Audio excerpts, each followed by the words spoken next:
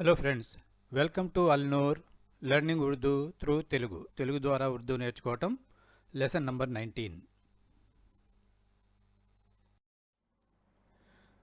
ఈరోజు మరికొన్ని పదాల పరిచయం చేద్దాం. వాటిని జాగ్రత్తగా గమనించండి. ఈరోజు మనం తెలుసుకోబోయే పదాలు తీసుకురా, తీసుకువెళ్ళు, తీసుకువచ్చావా, ఇంకా. తీసుకురా అంటే లేకరావు, తీసుకువెళ్ళు అంటే లేకర్ జావ్, తీసుకువచ్చావా అనే ప్రశ్నార్థకంగా ప్రశ్నించామనుకోండి, దాన్ని లేకర్ ఆయా థా అని, ఇంకా అంటే ఔర్ అని అంటారు. తర్వాత మాట్లాడుదాం అని, దాన్ని ఉర్దూలో చలో బాత్ కర్తే హై అని అంటారు. ఏమి కావాలి అని అడగాలి అనుకోండి, క్యా చాహియే అని అంటారు. దానిపైన వెయ్యి అనే దానికి ఉస్కే ఊపర్ డాలో అని ఉర్దూలో అంటారు. వేశాను అంటే డాలా థా అంటే జరిగిపోయింది కాబట్టి డాలా థా అని అంటారు. తీసుకురా అనే దానికి వాక్యాన్ని ఏ విధంగా ఉంటుందో వాక్యంలో ఉపయోగించి చూద్దాం. ఇప్పుడు ఒక పుస్తకం ఉంది, ఆ పుస్తకాన్ని ఇక్కడ తీసుకురా అని అనాలి. ఆ పుస్తకం ఇక్కడికి తీసుకురా అని అనాలి. ఉర్దూలో ఏ విధంగా అంటారు? ఆ పుస్తకం అంటే ఓ కితాబ్, ఓ కితాబ్, ఓహ్ కితాబ్ అని కూడా అనొచ్చు. ఓ కితాబ్ ఇక్కడికి అంటే యహా, తీసుకురా లేకర్ आओ, ఓ కితాబ్ యహా లేకర్ आओ అని అంటారు. అలాగే ఆ కుర్చీ ఇక్కడికి తీసుకురా అనాలి అనుకుందాం. దాన్ని ఉర్దూలో ఏమంటారంటే ఓ కుర్చీ యహా లేకర్ आओ. సేమ్ అదే, ఒక కితాబు జగాలో ఆ చోట్లో కుర్సీ అనే పదాన్ని జోడించాం అంతే. అంతకుమించి మనం చేసింది ఏమీ లేదు ఇక్కడ.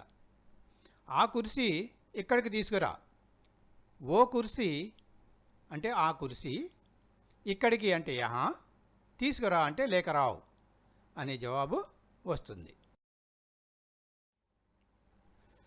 ఇప్పుడు తీసుకువెళ్ళు అనే మా పదాన్ని వాక్యంలో ఉపయోగించి చూద్దాం.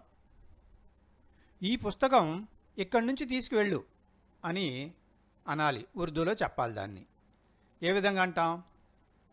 ఈ పుస్తకం అంటే ఏ కితాబ్, ఇక్కడి నుంచి అంటే యహాసే, తీసుకువెళ్ళు అంటే లేకర్ జావ్, ఏ కితాబ్ యహాసే లేకర్ జావ్ అని అనాలి.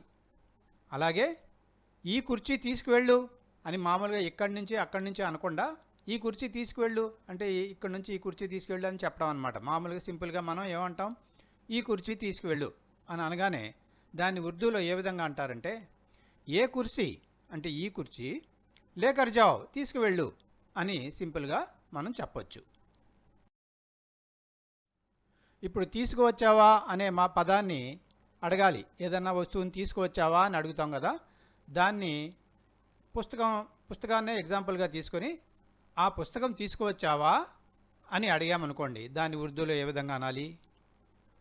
ఆ పుస్తకం అంటే ఓ కితాబ్, తీసుకువచ్చావా లేకర్ ఆయా థా, తీసుకువచ్చావా అంటే జరిగిపోయినట్టుగా, తీసుకువచ్చావా అంటే లేకర్ ఆయా థా అని ప్రశ్నార్థకం ధ్వనించేలాగా అనాలి. ఈ కుర్చీ తీసుకువచ్చావా అని రెండో పదం మనం ఉపయోగించాలి అనుకుందాం. ఉర్దూలో ఏ విధంగా అనాలి? ఈ కుర్చీ అన్నాడు కాబట్టి ఏ కుర్చీ తీసుకువచ్చావా లేకర్ ఆయా థా, ఏమీ లేదు ఇక్కడ. మనం మాట్లాడింది ఓ కితాబ్ అన్నాం, ఇక్కడ ఏ కుర్చీ అన్నాం. ఆ పుస్తకం, ఈ కుర్చీ, లేకర్ ఆయా థా అన్నది రెండు సేమే. అంచేత ప్రస్తుతానికి ఆ ప్రదేశాన్ని బట్టి ఆ యొక్క పదం మారుతుంది. ఓహ అంటే అక్కడ ఆ పుస్తకం అని, యహ కుర్సీ అంటే ఈ కుర్సీ అని అర్థం వస్తుందన్నమాట.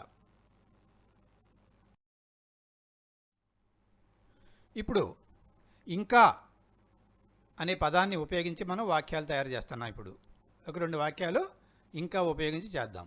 నేను ఇంకా పనిచేస్తాను అని వాక్యం ఉందనుకోండి, దాన్ని ఉర్దూలో ఏ విధంగా అంటారు? మై ఔర్ కామ్ కరుంగా. మై అంటే నేను, ఔర్ అంటే ఇంకా, కామ్ అంటే పని, కరుంగా అంటే చేస్తాను. చేస్తాను అనే వస్తుంది కరుంగా అంటే. కరాథా అంటే చేశాను అని వస్తుంది. మై ఇంకా, నేను ఇంకా పని చేస్తాను అని అనడానికి మై ఔర్ కామ్ కరుంగా అని ఉర్దూలో అంటారు. అదేవిధంగా నేను ఇంకా పాట పాడుతాను అని అన్నారనుకోండి ఎవరన్నా, దాన్ని ఉర్దూలో ఏ విధంగా అనాలి? మై ఔర్ గానా గావుంగా. ఔర్ గానా గావుంగా, ఇంకా పాట పాడుతాను. మై అంటే నేను, ఔర్ అంటే ఇంకా, గానా అంటే పాట, గావుంగా అంటే పాడుతాను అనే అర్థం వస్తుందన్నమాట. పద మాట్లాడుదాము అని అంటాం కదా ఎవరినన్నా మనం. పద మాట్లాడుదాం, చలో బాత్ కర్తే హై, లేదా చలో బాత్ కరేంగే అని కూడా అనొచ్చు. లేదా ఇంకొక విధంగా కూడా ఉండొచ్చు దీన్ని. పద దాని గురించి మాట్లాడుదాము అని అంటాం కదా. చలో ఉస్కే బారే మే బాత్ కరేంగే అని అనొచ్చు. చలో ఉస్కే బారే మే బాత్ కర్తే హై అని కూడా అనొచ్చు.